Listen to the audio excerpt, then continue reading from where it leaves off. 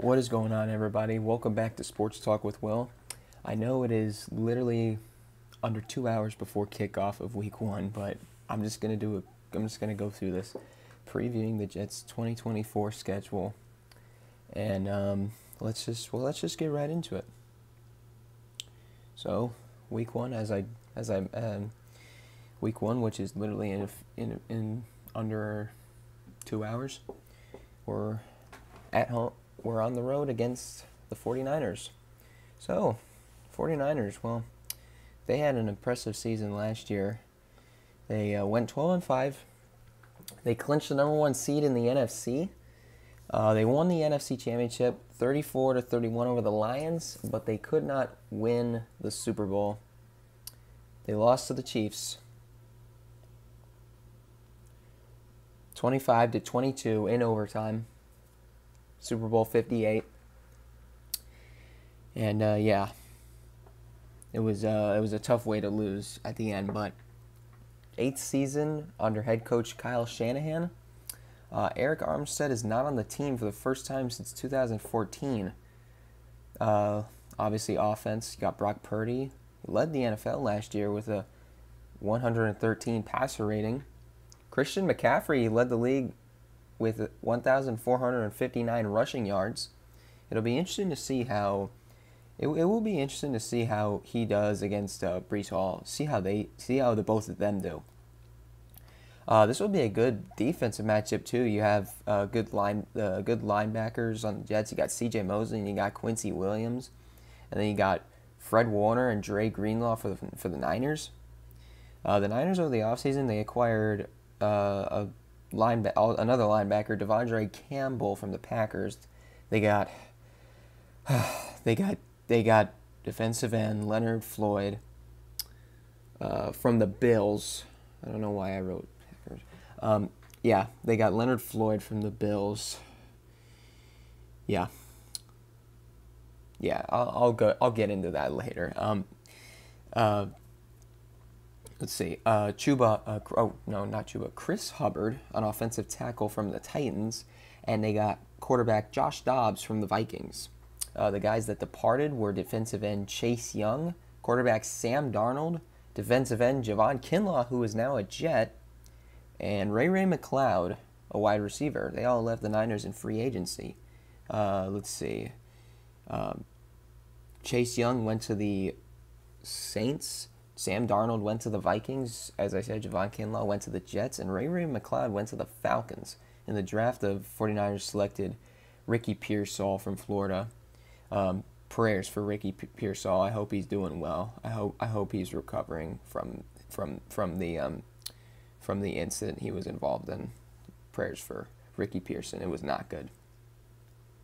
It was all right. Did I say Pierce? Ricky Pearsall. Prayers for Ricky Pearsall. We're praying for you, man. And he was selected with the 31st overall pick. So obviously the strength for the 49ers is obviously their offensive playmakers. That's obviously Christian McCaffrey, Brandon Ayuk, who finally got a contract.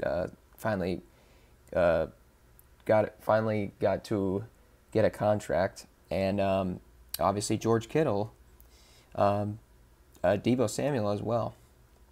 But their biggest weakness, though, their pass protection was pretty bad. Purdy was pressured a lot in the Super Bowl, but obviously that's against a really good Chiefs defensive line led by Chris Jones.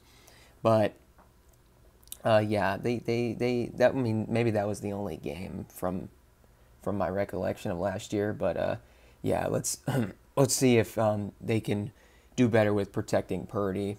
But I think the majority of the time you'll be seeing McCaffrey get the ball, but we'll see what happens. Aaron Rodgers has struggled in his career against the 49ers. He has a 6-7 record. But then the bad thing is he has an 0-4 record against them in the playoffs. And then in the all-time series between the 49ers and Jets, the 49ers lead the all-time series 11-3. Last meeting was September 20th, 2020 at MetLife Stadium, and the Niners won 31-13.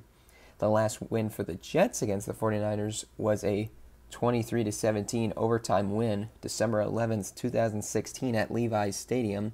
Bilal Powell had that touchdown in overtime. And yeah, this is going to be an exciting way to kick off the season for the Jets and for the 49ers too. So this will be interesting. And let's move on to week 2. So week 2, the Jets will be playing on the road again against the Tennessee Titans. Titans they struggled last year. 6-11 record, and they were the only team in the AFC South to finish below 500. And this was a shocker. After six seasons, the Titans fired their head coach Mike Vrabel on January 9th, 2024. He had a 56-48 record, including a 2-3 playoff record. Vrabel got hired by the Cleveland Browns as a coaching and personnel consultant on March 15th. And then the new head coach for the Titans is former Cincinnati Bengals offensive coordinator Brian Callahan as the 20th head coach in team history. And then after 8 seasons, the 4-time Pro Bowler and the 2-time All-Pro running back Derrick Henry left the Titans in the offseason as he went to the Baltimore Ravens. He appeared in 126 games, starting in 95 of them, including 7 playoff games. He totaled 10,234 rushing yards and 94 touchdowns on the ground, and he added to that with 3 touchdown receptions on 1,546 receiving yards. Let's see. The Titans signed former Dallas Cowboys running back Tony Pollard to a 3-year deal to put in place of Derrick Henry. And then a departure was last year's quarterback, or well, not last year because Levis was their quarterback, but one of their previous quarterbacks, Ryan Tannehill, became a free agent. Still has not been signed by anyone, I don't think. Let's see, 72 games, 68 starts, and including 5 playoff games. Tannehill threw for 15,201 yards and 100 touchdowns on 1,303 completions. In the draft, the Titans drafted offensive tackle J.C. Latham out of Alabama with the 7th overall pick. Their biggest strength is definitely the wide receivers. They got DeAndre Hopkins, they got Calvin Ridley, and Tyler Boyd. That's good for Will Levis. They need if they want Will Levis to be their franchise quarterback, they need those receivers, and they need to come in huge. So they need to really play a big part in this offense. And the issue is with them with the Titans is the front 7. I mean, Jeffrey Simmons is great, but where else? Who are the other guys on that front 7? So yeah, that's really all about that. Last time these two teams met up was October 3rd, 2021 at MetLife Stadium. The Jets won the game 27-24 in overtime after former Jet Randy Bullock missed a 49-yard kick wide left. And that marked Robert Saleh's first win as head coach of the Jets. The Titans signed Nick Folk to be their kicker this year. And that's a former Jets kicker right there. And then another former Jet, the Titans signed Jamal Adams. Yeah. And the Titans lead this all-time series 25-20-1. So the Jets look to this should be a winnable game for the Jets, but you never know. It will be interesting to see how this goes. So let's move on to week 3. All right, week 3, the first home game of the season on Thursday Night Football against the New England Patriots. How about that's a great home opener for the Jets against your biggest rival. You can't stand the Patriots. And for the first time since 1999, Bill Belichick is not the head coach of the Patriots anymore. Him and the Patriots agreed to part ways on January 11th. The new head coach for New England is linebackers coach Gerard Mayo. Mayo was also he played for the Patriots as a linebacker. From, okay, I guess I didn't write that down, but yeah, Mayo was a former player for the Patriots. The Patriots went 4-13 last season, and they finished last in the AFC East for the first time since 2000. This will be the first season since 2007 without Matthew Slater. He retired on February 20th. Over the offseason, the Patriots re-signed wide receiver Kendrick Bourne for 3 years and $19.5 million.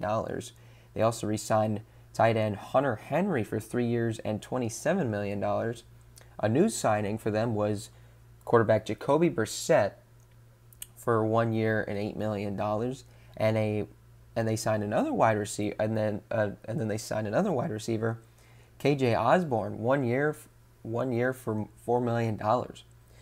They released wide receiver Devontae Parker on March 14th, and they traded quarterback Mac Jones to the Jacksonville Jaguars on that same day. But then in the draft, the Patriots drafted 2 quarterbacks. They drafted Drake May from North Carolina and Joe Milton from Tennessee. So that's interesting there. But right now, Jacoby Brissett is going to be the starter for the Patriots. I haven't looked at their depth chart, but I think May is probably the backup. The biggest strength for the Patriots, definitely their defense. The defense definitely has quite a lot of depth. They did. Unfortunately, Christian Gonzalez, Matthew Judon, and Marcus Jones all got hurt last year. But that defense is pretty solid. And unfortunately, they also lost Matthew Judon to the Atlanta Falcons. So that's a tough loss for the Patriots.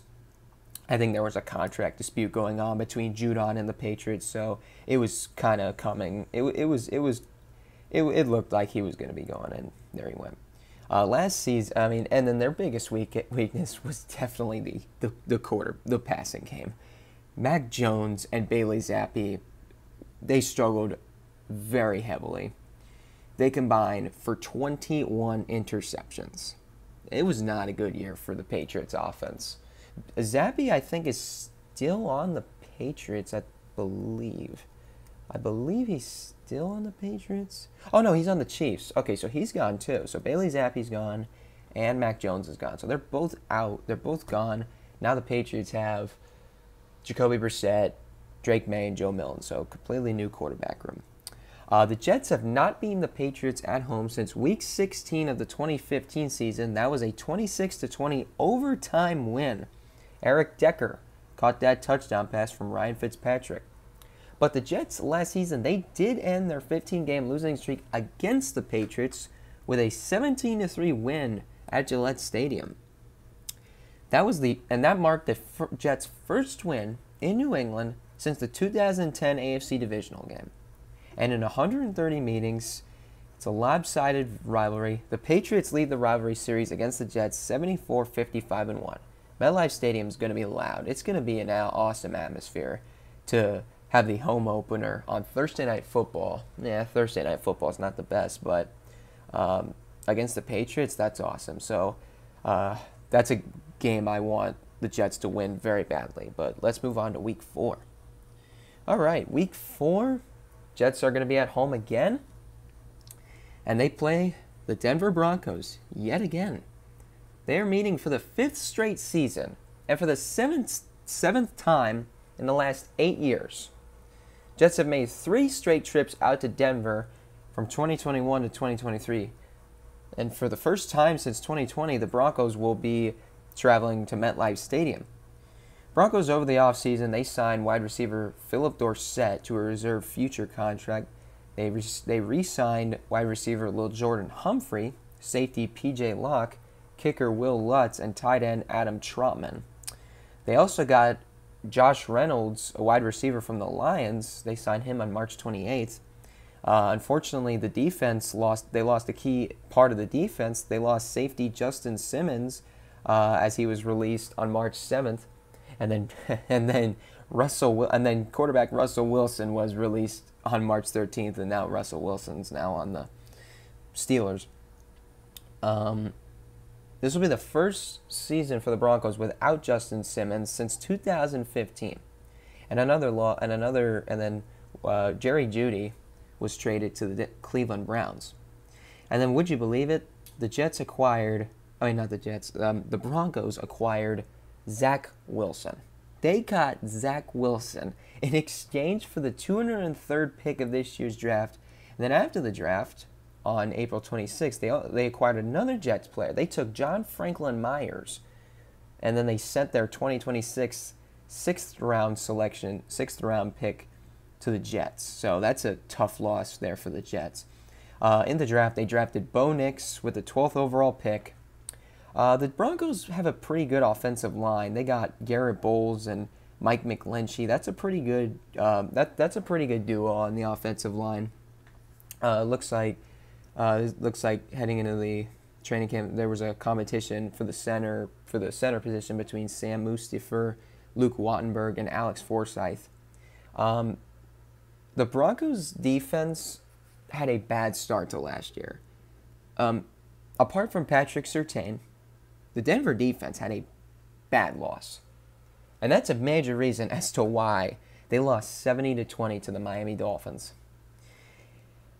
And then after they lost to the Kansas City Chiefs 19-8 on Thursday Night Football at Arrowhead Stadium, the Broncos defense really stepped up after fans were calling for Vance Joseph's head. They were calling for Vance Joseph to be fired. And then all of a sudden, the Broncos defense really flipped the switch, and the Broncos went on a 5-game winning streak, including a 24-9 home win over the Chiefs, marking their first win over the Chiefs since 2015. In that game, the Broncos defense forced 5 turnovers. They had 3 fumbles, and they picked off Patrick Mahomes twice. This is going to be the second season for the Broncos under head coach Sean Payton. They went 8-9 last season, improving quite a bit. Finished 3rd in the AFC West, and they missed the playoffs for the 8th straight season. Last season, the Jets beat the Broncos 31-21 in a battle of 2 struggling teams. It was a battle of 2 struggling teams at that time. The Jets have won 3 of the last 5 matchups between these 2 teams. The last time the Broncos played the Jets at MetLife Stadium, the Broncos came out with a 37-28 win on Thursday Night Football 2020. Last time the Jets won at home over the Broncos, 34-16 in 2018. And the all-time series record is 22-18-1 in favor of the Broncos. So Zach Wilson going to be returning to MetLife Stadium this year. That'll be interesting, but obviously he won't be the starting quarterback. But moving on to Week 5. All right, Week 5. Week 5, we are in London. Yes, Week 5, we are in London. We're going to play the Minnesota Vikings. We are heading to London for the first time. Well, we were in London 3 years ago, so we played the Falcons in 2021. This game will be a very good matchup between Justin Jefferson and Sauce Gardner. And obviously, let's see how Justin Jefferson and Garrett Wilson do in this game. Jefferson did sign a 4-year extension over the offseason, so that's huge for the Vikings offense. Last season, both the Jets and the Vikings lost their starting quarterbacks to Achilles tendon injuries. Aaron Rodgers in Week 1, and then Kirk Cousins in, I forgot which week it was, but it was against the Packers. And then another thing they both did, they both went 7, and just like the Jets, the Vikings went 7-10, and again like the Jets, they finished 3rd in their division. This will be the Vikings' first season since 2017 without Kirk Cousins. He signed with the Atlanta Falcons in free agency. Then along with Cousins, the Vikings released running back Alexander Mattison, quarterback Josh Dobbs, KJ Osborne, and Greg Joseph left the Vikings. Alexander Mattison went to the Raiders. Josh Dobbs, like I mentioned before, went to the 49ers. KJ Osborne, like I mentioned before, went to the Patriots. And Greg Joseph went to the Packers. So there's another one. But then they actually got some. But then they took somebody from Green Bay. They took running back Aaron Jones from the Packers. They also got Sam Darnold from the 49ers. They got a linebacker, Andrew Van Ginkel from the Dolphins, and then a wide receiver, Trent Sherfield from the Bills. In the draft, the Vikings selected quarterback J.J. McCarthy from Michigan with the 10th overall pick. Unfortunately, J.J. McCarthy suffered a meniscus injury, and he's out for the season. So that's not good for Minnesota. So now Sam Darnold is their starting quarterback. Let's see, who else did they get? They also got, and they drafted the linebacker Dallas Turner from Alabama. Very good pick there with the 17th overall pick. And then with the 203rd overall pick, they selected Will Reichard, kicker from Alabama. So taking a lot of Bama guys there. Biggest strength for the Vikings was their offensive line was pretty good.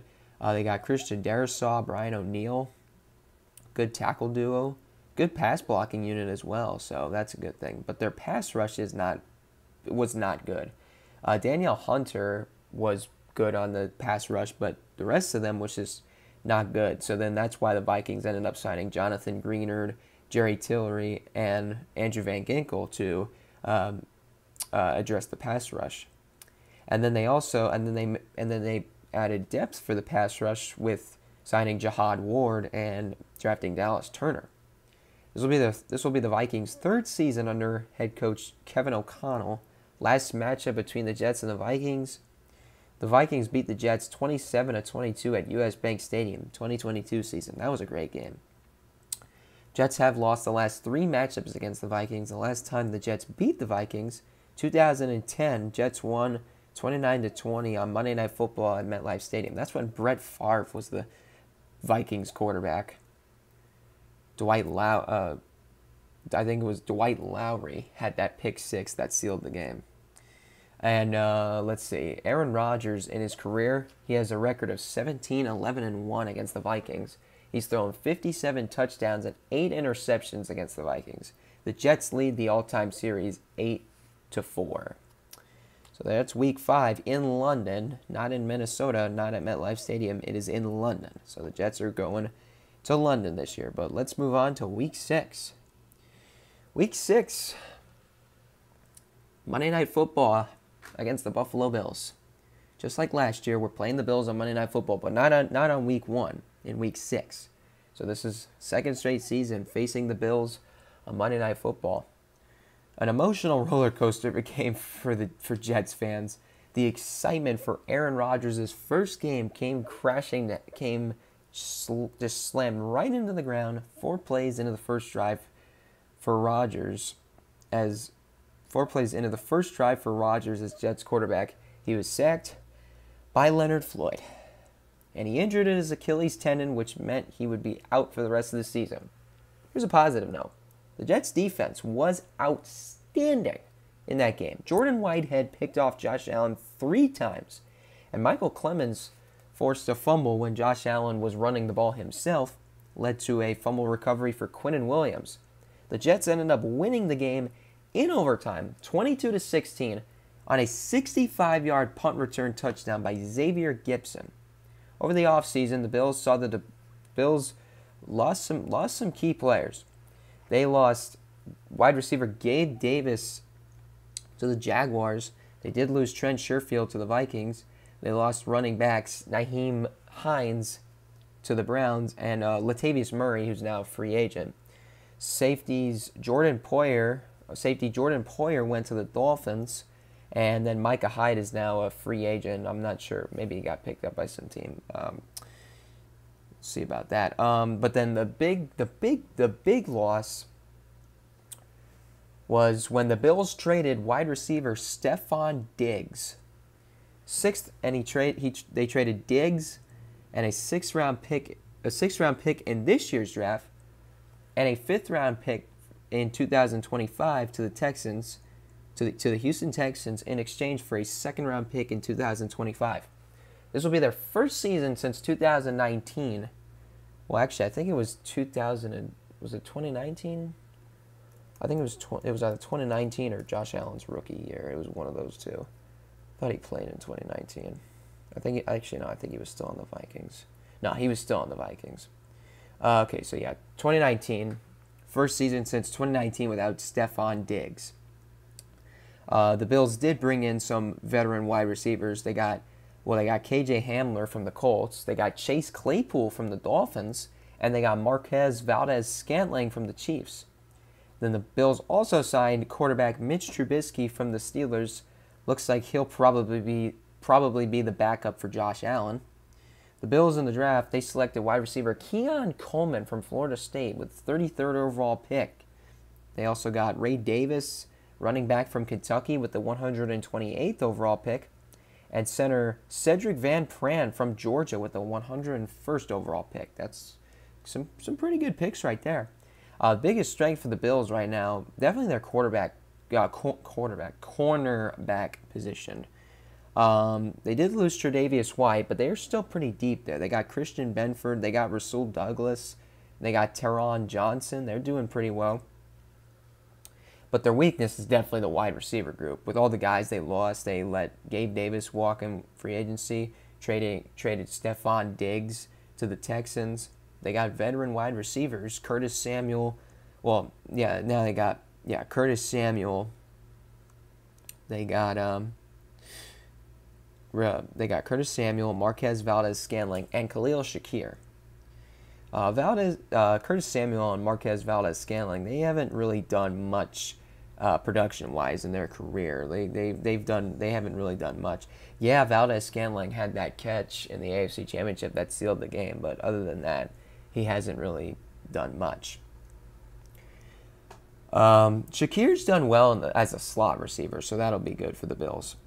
Last season, the Bills went 11-6, winning the AFC East for the 4th straight season, and they had 5 straight wins to end the season. And in their 5th straight playoff appearance, they lost 27-24 at home against the Kansas City Chiefs in the divisional round. Tyler Bass's 44-yard game-tying field goal attempt, it went wide right. Just like Scott Norwood missing the 47-yard game-winning field goal attempt in Super Bowl 25 against the New York Giants. It was a nightmare for Bills fans. And this is going to be their 8th season under head coach Sean McDermott. And in the all-time series between the Bills and the Jets, the Bills lead the series 69-58. So that's going to be a fun game. And the Jets are wearing their classic uniforms for that game. So that'll be fun. But let's move on to Week 7. All right, Week 7 on the road. Sunday Night Football. The Jets are going to be heading to Pittsburgh to take on the Steelers. So the Steelers had an interesting year last year. They had 3 quarterbacks. They had 3 quarterbacks playing last year. They had Kenny Pickett, Mitch Trubisky, and Mason Rudolph. All 3 of those quarterbacks, they're gone from the Steelers. They're all on different teams. Kenny Pickett's on the Eagles, Mitch Trubisky's on the Bills, and Mason Rudolph is on the Titans. So then the Steelers ended up signing Russell Wilson to a 1-year contract after he was released by the Broncos, and then they acquired Justin Fields in a trade with the Bears. The running back room, Pittsburgh acquired Cordero Patterson. They acquired Cordero Patterson from the Falcons. And let's see, what else did they get? They got LaMichael Pirine from the Chiefs. Wide receivers that they acquired, they got Van Jefferson from the Falcons, and they got Quez Watkins from the Eagles. In the draft, the Steelers selected offensive tackle Troy Fautanu from Washington with the 20th overall pick, and linebacker Peyton Wilson from NC State with the 84th overall pick. Their strength is definitely the pass rush. TJ Watt, Alex Highsmith, really good pass rushing duo. TJ Watt is hard to block. He is very, very hard to block. And they have depth with the pass rush. They got Nick Herbig, Cameron Hayward, and Keanu Benton, also bringing a good amount of pressure to opposing quarterbacks. But their offensive line was definitely a problem last year. They had trouble protecting Kenny Pickett last year, and it led to him getting injured and being out for the rest of the season. They definitely invested in the offensive line, drafting Troy Fautanu, and they also drafted center Zach Frazier and guard Mason McCormick. Last year, the Steelers went 10-7, finishing third in the AFC North, getting to the playoffs. They faced the Buffalo Bills on the road in the playoffs in the wild card round, and the Steelers lost 31-17. And then the last time the Steelers played the Jets was 2022 at Acrisure Stadium, and that game resulted in a 24-20 Jets win. Aaron Rodgers played the Steelers in Super Bowl 45. He and the Packers won that game 31-25 over the Steelers, and he won and he was named MVP of that Super Bowl. So that's who Rodgers has won his one and only ring of his career against. Rodgers is 2-1 against the Steelers in his career. And this season will be Mike Tomlin's 18th head coach of the Steelers, as he took the job back in 2007. And he got a 3-year extension over the offseason, and that will keep him in Pittsburgh through the 2027 season. And in the all-time series between the Steelers and the Jets, the Steelers lead the all-time series 20-7. So that'll be a pretty fun game. It's always fun. Playing the Steelers in Pittsburgh is always tough, but we'll see how it goes. But moving on to Week 8. Week 8, Jets play the Patriots on the road. So as I mentioned before, the last season, the Jets beat the Patriots 17-3 at Gillette Stadium for the first time since the 2010 AFC Divisional game. Rex Ryan was the Jets head coach, and Mark Sanchez was our starting quarterback. The Jets won that game 28-21, advancing to the AFC Championship game. In history, the Jets have won 26 games against the Patriots on the road. That includes 5 wins at Gillette Stadium. The last time the Jets swept the Patriots was the 2000 season, and that was the only time the Jets swept the Patriots in the Brady-Belichick era. So, hopefully now we can take command over them. You know, the Patriots should be better than last season, but I would expect them to finish in last in the division this year. But again, you never know. Crazier things have happened. So, let's move on to Week 9. Week 9, at home against the Houston Texans on Thursday Night Football. The Texans, before I get into how last season went, they had some big additions over the offseason. They acquired running back Joe Mixon from the Bengals in exchange for the 224th overall pick from this year's draft. They acquired wide receiver Stephon Diggs from the Bills in a trade for a 2025 second-round pick. And another addition to the wide receiver room was Ben Skowronek from the Rams for a 2026 sixth-round pick. In the draft, the Texans selected cornerback Kamari Lassiter from Georgia with the 42nd overall pick. They selected offensive tackle Blake Fisher from Notre Dame with the 59th overall pick, and tight end Cade Stover from Ohio State with the 123rd overall pick. Biggest strength for the Texans, 100%, is the wide receiver room. They got Nico Collins, they got Tank Dell, and then with the additions of Stephon Diggs and Ben Skowronek, this is going to be huge for C.J. Stroud this year. He's going to have a lot of options, a lot of weapons to throw to. But that offensive line was a bit of a problem. Yeah, Laramie Tunsil and Shaq Mason were good, but the rest of the offensive line, it was not the best. Let's see, Kenyon Green missed all of last season with a shoulder injury. Titus Howard struggled in the guard position. So C.J. Stroud's going to need a lot of protection from the guys up front if he wants to have a season like last season. Last season for the Texans, big season for them.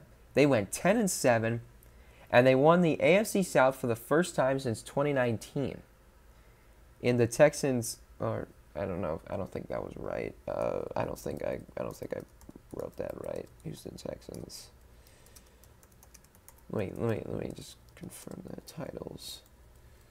AFC South titles. Oh no, yeah, 2019 was their last one. Okay, so that I did get that right. But in their first playoff appearance since 2019, they beat the Browns 45-14 at home in the wild card game, ending the ending Joe Flacco's Linsanity run in Cleveland, and then unfortunately losing, and unfortunately the Texans lost the divisional game against the Baltimore Ravens on the road, 34-10. The Texans and Jets did face off against each other last year. It was a rainy December Sunday afternoon at MetLife Stadium. It was a complete terrible first half by both teams. They were both nowhere to be found on offense. But then the second half started, and the Jets' offense just got going. Zach Wilson, he threw touchdown passes to Randall Cobb and Breece Hall. And Xavier Gipson ran in for a touchdown. Greg Zuerlein, he added to the scoring. Field goals from 51, 55, and 44. New York's defense was outstanding in that game. They shut down the Texans' offense. C.J. Stroud was held to 10 completions and 91 passing yards, and he left the game with a concussion. I think Quinton Williams sacked him, and his head just slammed right onto the turf. So it was bad for C.J. Stroud. So they threw Davis Mills into that game. The Jets dominated the Texans, a 30-6 win, and that ended a 5-game losing streak for the Jets. This will be their second season under head coach DeMeco Ryans. And then the Jets have a record of 7-3 against the Texans since 2003, with 4 wins at home. So let's see how this one goes. And now we move on to Week 10. Week 10 on the road against the Arizona Cardinals. This game, I'm just going to go ahead and say this. To me, this is a trap game. It would not shock me if the Jets lose this game. We struggle against the Cardinals every time, whether they're good or bad. Let's see, Week 10. The Cardinals, they had a bad season last year. 4-13, same record as 2022, missing the playoffs for the second consecutive season. The running game was pretty good. James Conner ran for 1,040 yards, and he scored 7 touchdowns. They added running back Trey Benson from the draft, so that should be good for their run game. But that defense, especially the run defense, they allowed 2,434 yards. And out of all 32 teams in the NFL, the Cardinals gave up the most amount of rushing yards. The defense gave up 32 passing touchdowns, ranking them at 30th for passing touchdowns allowed, with only the Eagles and Commanders behind them. Then over the offseason, the Cardinals re-signed offensive lineman Elijah Wilkinson, Keith Ismail, and Tristan Coleman. They added new offensive linemen Jonah Williams and Evan Brown. On the defense, they re-signed defensive lineman L.J. Collier, while adding Bilal Nichols, Justin Jones, and Khyiris Tonga to the defensive line. In the draft, the Cardinals selected wide receiver Marvin Harrison Jr., the 4th overall pick out of Ohio State. They also got defensive end Darius Robinson with the 27th overall pick. They got him from Missouri. And cornerback Max Melton with the 43rd overall pick out of Rutgers. Also, linebacker Xavier Thomas with the 138th overall pick out of Clemson. With all the offensive line signings that Arizona had, Kyler Murray should not have to be scrambling too much this year. That's the issue, is that Arizona offensive line has been horrible for a while now. And Kyler Murray is just running all over the place. He can't do anything. They enter their second season under head coach Jonathan Gannon. Last meeting between the Cardinals and the Jets was October 11th, 2020 at MetLife Stadium. The Cardinals beat the Jets 30-10.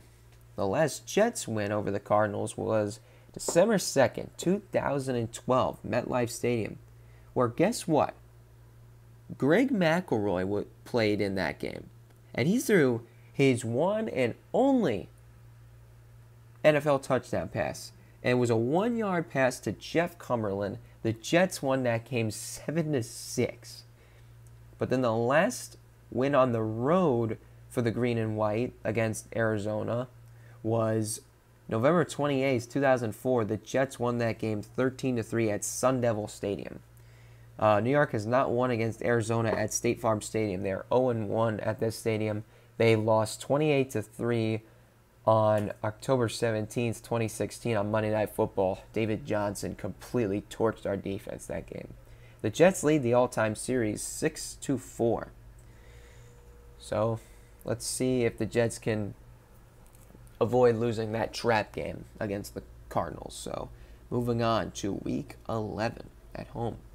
At home against the Indianapolis Colts on Sunday Night Football. The Colts, well, they definitely exceeded expectations last year. They went 9-8 and they finished third in the AFC South, but they barely missed the playoffs with a 23-19 home loss in Week 18 against the Texans. Can you believe that? Last season, the Colts and the Texans were battling for a playoff spot. You realize that the previous year, the Texans and the Colts were battling for a top draft pick in the last game of the season. It's crazy how things have changed within a year. That is crazy. Their defensive line was huge last season. They succeeded a lot in that area, recording 51 sacks, leader being Samson Ebukam. He had 9.5 sacks. Drafting defensive end Laiatu Latu in the first round is a good depth addition for the defensive line. Secondary was solid, but no additions made by the Colts. No free agency additions made to it by the Colts. Well, they did re-sign guys like safety Julian Blackmon. He had 4 interceptions last season. But in the draft, they selected safety Jalen Simpson out of Auburn with the 164th overall pick, and cornerback Micah Abraham out of Marshall with the 201st overall pick. On offense, they selected wide receivers A.D. Mitchell and Anthony Gould. Out of Texas, Mitchell was selected as the 52nd overall pick, and Gould came from Oregon State. He was selected with the 142nd overall pick. In the second season under Shane Steichen, their head coach, Anthony Richardson, he's looking to have a breakout season. He unfortunately had a shoulder injury in Week 5 last season that put him out for the rest of the season. There have been some great games in the past. Between the Colts and the Jets have had some history. They've had some big games over the years. First of all, they faced off in Super Bowl III, January 12th, 1969 in Miami. The Jets won 16-7 to win their first Super Bowl and only Super Bowl so far in history. It's when Joe Namath was our quarterback, Johnny Unitas played for the Colts, and the Colts were actually still in Baltimore at that time, so that's one thing. In the 2002 wild card game at Giants Stadium, the Jets dismantled the Colts 41-0. That was the last time that the Jets hosted a playoff game. The last time the Jets have hosted a playoff game. They have not had a playoff game at MetLife Stadium, with only having one playoff appearance, with only having one season, making the only one season at MetLife Stadium where they have made the playoffs, and that being their first season, 2010. But then another big game, the 2009 AFC Championship game. The Colts defeated the Jets 30-17 at Lucas Oil Stadium. The Jets were outscored 17-0 in the second half. But then the next year, both teams were back in the playoffs. The Jets got revenge. 2010 wildcard game at Lucas Oil Stadium. The Jets got revenge on the Colts. They won 17-16 after Nick Folk made a 32-yard field goal as time expired.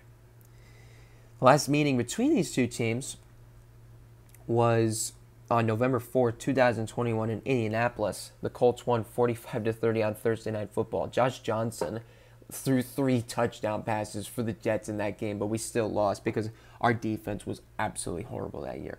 But the last meeting at MetLife Stadium, October 14th, 2018, Jets won 42-34, and that was the last time the Jets beat the Colts. The Colts lead this all-time series 44-32, so it's always fun when these two teams go head-to-head. It's always fun. But Week 12, no, we do not have a game Week 12. later bye week in this season. Last season we had our bye week was week 7. The previous season our bye week was week 10. So a little bit later. The Jets do not do well come up after the bye week. They don't do well. Like 2022. Let's see, week 10. Okay, week 10 we had the bye week. I think, if I'm correct, after the bye week, we only won 1 game for the rest of the season. And that was at home against the Bears. After that, we just collapsed. We lost 6. What did we lose? Was it 6 of our last 7, I believe? It was so bad. Yeah, but we had a 6-game losing streak to end the season.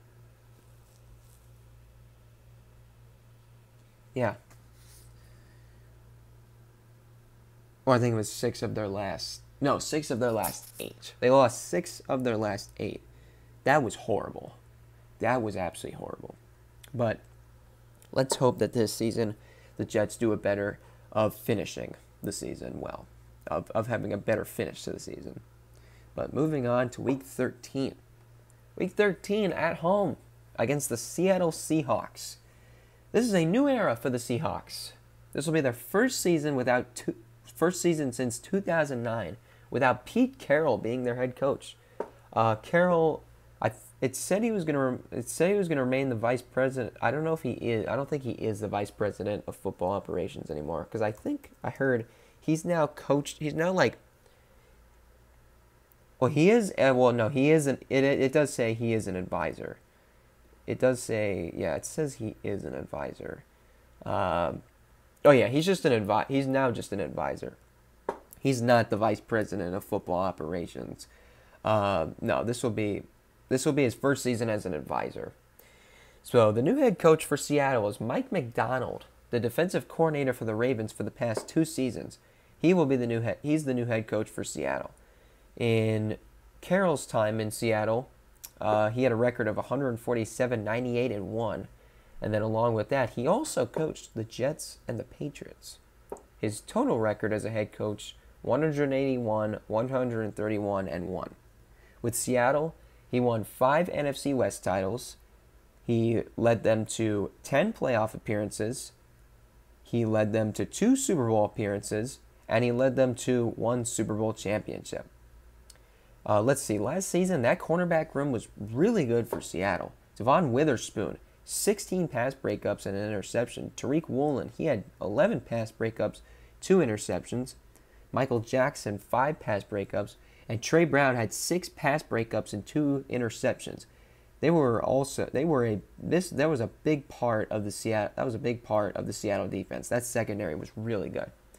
But that offensive line for Seattle was really banged up. Anthony Bradford, Charles Cross, Phil Haynes, Abraham Lucas, and Jason Peters all missed games last season. And Geno Smith was sacked 31 times, while Drew Lock was sacked 6 times. The Seahawks signed George Fant and Nick Harris to be on the offensive line. They also drafted Christian Haynes with the 81st overall pick out of UConn and Michael Jarrell with the 207th overall pick out of Findlay. That'll be helpful for Seattle. And in history against the Jets, the Seahawks, they've won the last 5 meetings against the Jets. Their last loss was December 19th, 2004. The Jets beat the Seahawks 37-14 at Giants Stadium. Yes, Seattle has not lost to the Jets at MetLife Stadium. The only meeting at that stadium between those 2 teams has been October 2nd, 2016. The Seahawks beat the Jets 27-17. And in the all-time series, the Seahawks lead 13-8. So we always struggle against the Seahawks. I don't know why. Every time we play them, we just don't show up. We get absolutely obliterated. So something has to change. But let's move on to Week 14. Week 14, rivalry game. The Jets head to Florida to take on the Miami Dolphins. Well, the Dolphins did very well last season. But despite losing 3 of their last 5 games, which prevented them from winning the AFC East, as the Bills ended up winning the division for the 4th straight season. So Uh, that was it was good to see Miami collapse at the end. It's good. Dolphins ended up losing to the Chiefs in the wild card round on the road. Kansas City won that game 26-7. That game was freezing. It was so cold out there. But Miami has a very good offense for this season. They got one of the best wide receiver duos in the league with Tyreek Hill and Jalen Waddle. They got a good wide receiver. They got a good wide receiver trio. They got Raheem Mostert. They got Devon Achane, and they got rookie Jalen Wright.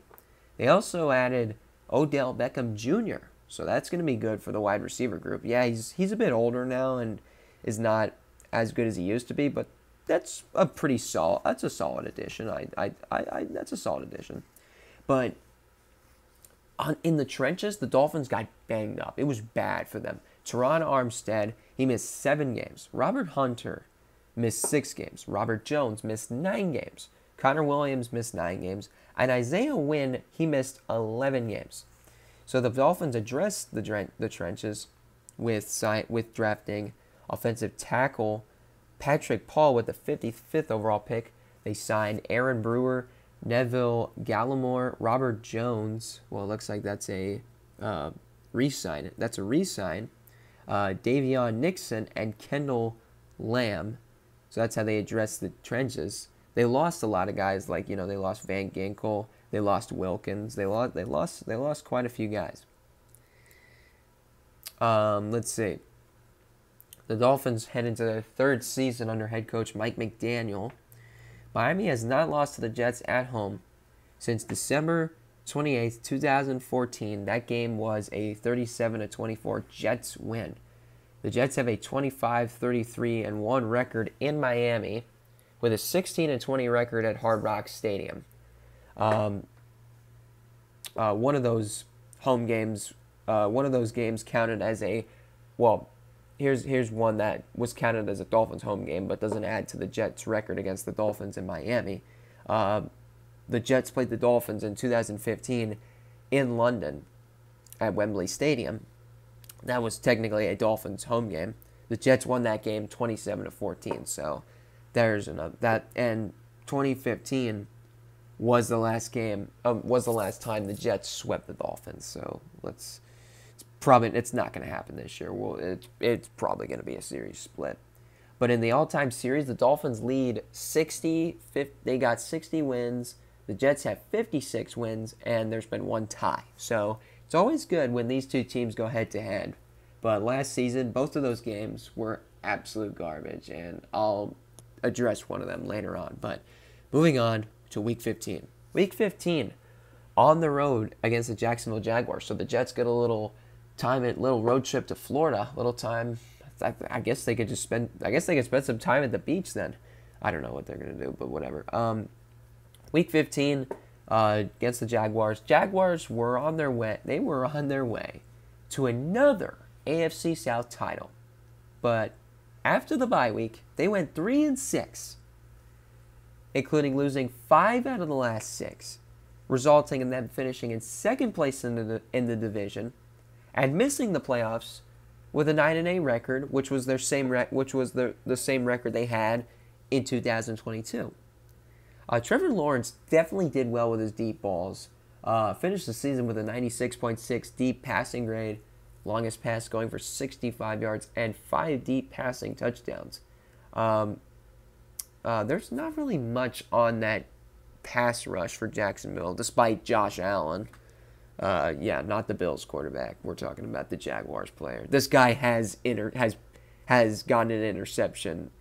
He has intercepted a pass by the quarterback, Josh Allen. So that was pretty funny. Josh Allen, the Jaguars' Josh Allen was re-signed to a 5-year, $150 million contract. Then they signed veteran Eric Armstead over the offseason for a 3-year, $43.5 million contract. They also signed former Titans defensive end Trevis Gibson to a 1-year, $1.292 million contract. And then also in the offseason, they saw Trevor Lawrence received a 5-year extension worth $275 million. They also received quarterback Mac Jones in a trade as the Jaguars sent their 193rd overall pick from this year's draft to the New England Patriots. In the draft, Jacksonville selected wide receiver Brian Thomas Jr. out of LSU with the 23rd overall pick, offensive tackle Javon Foster out of Missouri with the 114th overall pick, and cornerback DeAndre Price out of Ole Miss with the 153rd overall pick. This season will be Jacksonville's third season under head coach Doug Peterson. The Jets have struggled in Jacksonville. They have a 1-5 record on the road against the Jaguars. Their only win was on December 9th, 2012. The Jets won that game 17-10. The last meeting between these two teams in Jacksonville, October 27, 2019, was a 29-15 win in favor of Duval. And then the all-time series is 9-8 in favor of the Jaguars. So we do not do well in Jacksonville. The Jaguars, I don't know how they'll be this year. It's going to be interesting with how that division will be. That division can be something. I mean, Houston's going to be great. The Colts, they'll probably be all right. They'll be all right this year. The Jaguars, I think they should still be okay. They should still be pretty good. And then the Titans, I mean, I don't know. We'll see how they do, but we'll just see what happens. But yeah, that's Week 15. Let's move on to Week 16, the last. Oh no, not the last home game. Just here's Week 16. Week 16 is at home against the Los Angeles Rams. The Rams definitely did much better than their 2022 Super Bowl hangover season, going 10-7, but they lost 24-23 in the wild card round against the Lions. Matthew Stafford made his return to Detroit. Offense was good last year in both passing and running. Matthew Stafford, 326 for 521, threw 3,965 yards, 24 touchdowns, and 11 interceptions. Kyren Williams was a big part of that run game. 228 carries for 1,144 yards and 12 touchdowns. And Puka Nacua had a very solid rookie season. 105 receptions for 1,486 yards and 6 touchdowns. But the defense, the coverage was not that good. They had a lot of young players in the secondary, but they addressed that over the offseason. They signed Jalen McCullough, Josh Wallace, Charles Woods, Kenny Logan Jr., and Jerry Jacobs. Also in the offseason, their longtime defensive tackle, the machine himself, Aaron Donald, retired after 10 seasons with the team. In the draft, the Rams selected defensive end Jared Verse. With the 19th overall pick out of Florida State, defensive tackle Braden Fisk with the 39th overall pick out of Florida State. Let me see. I don't think I messed that one up.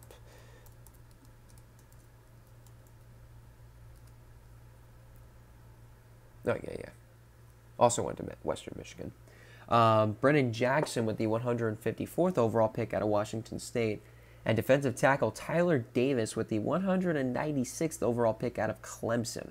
This will be their 8th season under head coach Sean McVay. The Jets have not done well against the Rams at home. 2-5 record at home. Their last meeting at MetLife Stadium was November 13th, 2016. The Rams beat the Jets 9-6. Jeff Fisher was still the head coach at that time. That was a terrible game. We scored a touchdown, but we missed the extra point. But then the Rams made 3 field goals. The last time the Jets won at home against the Rams, November 9th, 2008, Jets won 47-3. But the Rams were still in St. Louis at that time. The Jets have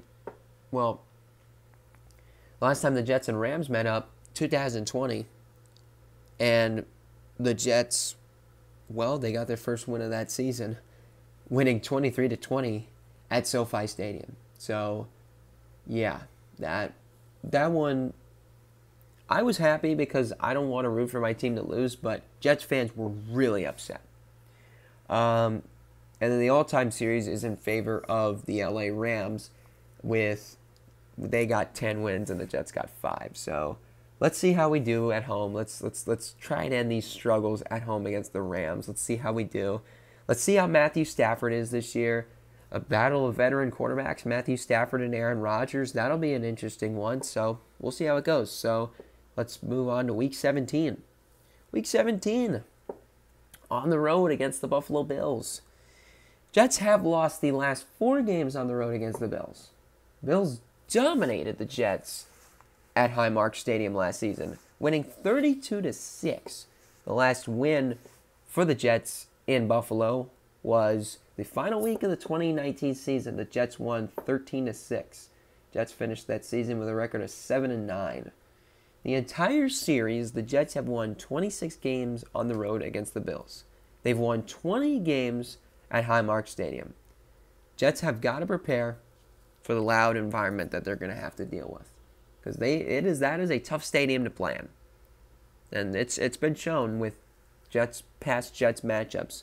I mean, 2022 they hung in there, but last year was horrible. So yeah, that's going to be something they're going to have to deal with. And also, the last time the Jets swept the Bills was the 2016 season. That was the Bills' final season, second and final season under former Jets head coach Rex Ryan.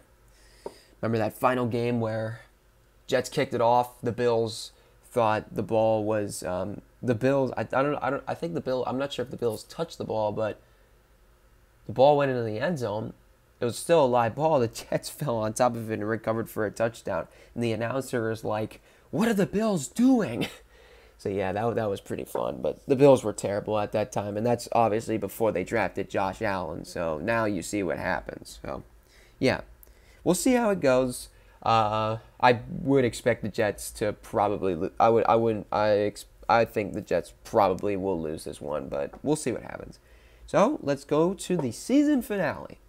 And this, obviously, yeah, this was our last road game of the regular season. But let's go to the season finale, Week 18, at home against the Miami Dolphins.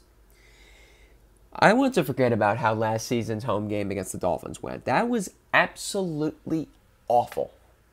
99-yard Hail Mary pick six by Tim Boyle. That is probably that is as embarrassing as the butt fumble. And then when you're thinking about historic moments in games between the Dolphins and the Jets, it's as bad as the fake spike with Dan Marino. But then if you want to think of a good moment that happened in a Jets-Dolphins game, a good moment for the Jets, watch the Monday Night Miracle game. Best comeback in Jets history. Biggest comeback in Jets history. Jets have won 31 home games against the Dolphins since 1966. Their last home win being a 40-17 win in 2022. About that game, the Jets. The Dolphins. Obviously, Tua was in concussion protocol after getting hurt the previous week against the Bengals, and then they started Teddy Bridgewater. He got put in concussion protocol by the Jets. And then they throw Skylar Thompson in there, and obviously it didn't go well. The Jets defense was all over him. Breece Hall had a massive game. The Jets just did well on offense, really taking advantage of really having a big advantage, with the Dolphins being down to their third-string quarterback. So that was good. But the Jets have only won 5 games against the Dolphins at MetLife Stadium. Last time the Jets swept the Dolphins, like I previously mentioned, 2015. So, do we do it this year? I don't think so. Dolphins are going to be really good. Dolphins are definitely going to be competing for an AFC East title.